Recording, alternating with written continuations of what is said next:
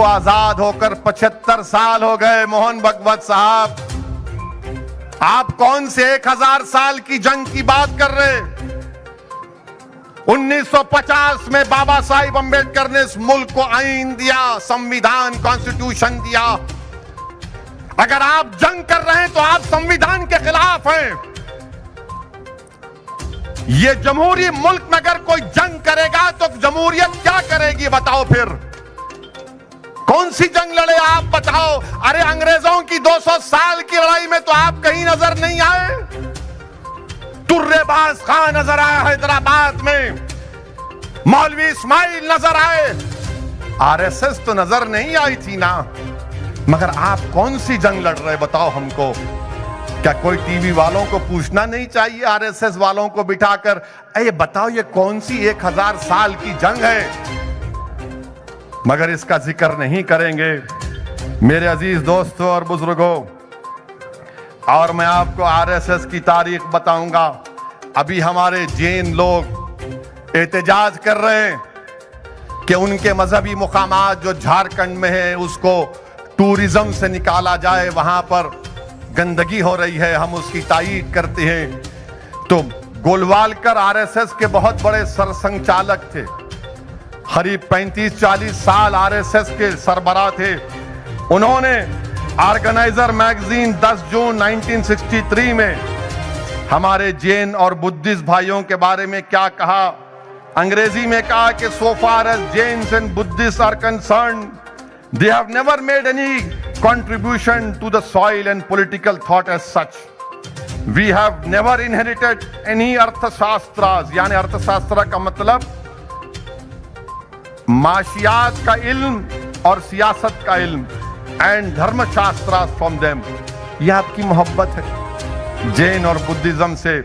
और फिर मोहन भागवत साहब, आप हमको दर्श दे रहे, जरा ये तो बताओ कि महात्मा गांधी के कत्ल के बाद जब आरएसएस पर बैन पड़ा और जब बैन उठा तो क्या आरएसएस को यह मजबूर नहीं किया गया था कि तुमको तिरंगे को मानना पड़ेगा, अंबेडकर के बनाए हुए आईन को, संविधान को मानना पड़ेगा? बोलो आरएसएस वालों। इनको बोलना पड़ा कि ये बैन उसी वक्त उठेगा। और ये कौन बोला? उस वक्त के मद्रास बोलते थे, वहां का एक वकील था टीआरवी शास्त्री। 13 जुलाई 1949 हिंदू का अखबार है जिसमें टीवीआरवी शास्त्री ने जिक्र किया कि आरएसएस को तिरंगे को एक्सेप्ट करना पड़ा, संविधान से अपनी वफादारी को दिखाना पड़ा और संविधान को रेस्पेक्ट करना पड़ा। और हम मोहन भागवत से यह पूछना चाह रहे हैं, मोहन भागवत साहब, ये बताइए कि 1931 में इटली में मुसोलिनी से जाकर बीएस मुंजी मिलते हैं तो क्या मुसोलिनी के साथ बैठकर पिज्जा खा रहे थे? क्यों मिले मुसोलिनी से, जो हिटलर के साथ मिलकर दूसरी जंग अजीम का जिम्मेदार था, फिस्ताई ताकतों का सरबराह था मुसोलिनी। मुंजी कौन थे बोलो आरएसएस वालों? क्या मुंजी नहीं मिले जाकर मुसोलिनी से? बताओ, इसका जिक्र करो। वो भी नहीं बोलेंगे। और गोलवालकर की किताब है, पढ़ो नौजवानों, पढ़ो नौजवानों, बंच ऑफ थॉट्स।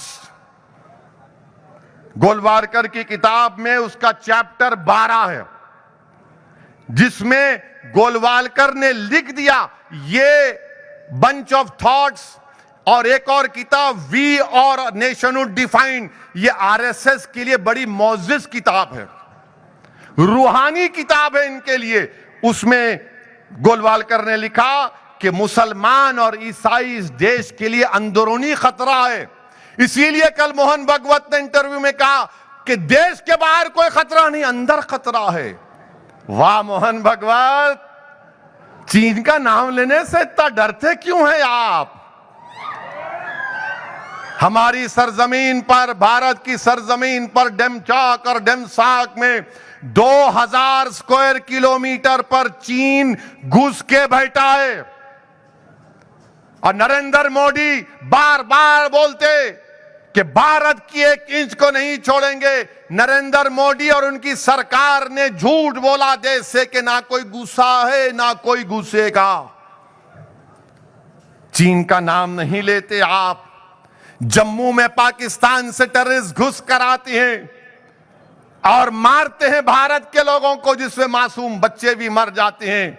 1 जनवरी को मुंह नहीं खोलते क्योंकि मोहन भागवत आरएसएस ये मानती है कि मुल्क के बाहर कोई खतरा ही नहीं है, अंदर खतरा है।